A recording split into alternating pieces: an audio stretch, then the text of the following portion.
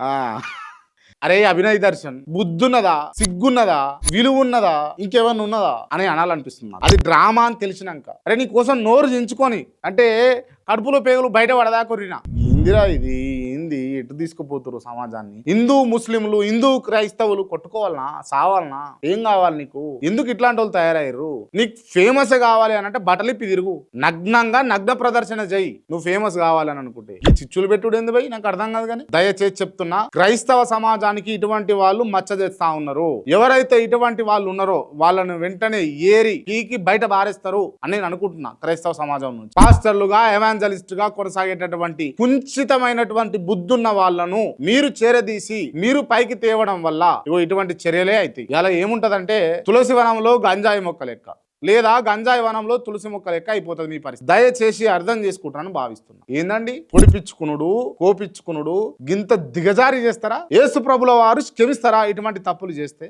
దండం మీకైతే నిజంగా చెప్తున్నా. హిందూ క్రైస్తవుల మధ్య, హిందూ ముస్లింల మధ్య, క్రైస్తవ ముస్లింల మధ్యలో చిచ్చులు పెట్టే నా కొడుకులకు చెప్తున్నా, దయచేసి ఇటువంటి బంద్ చేసుకోండి, లేకపోతే మీ అంతు చూస్తుంది సమాజం. జై హింద్.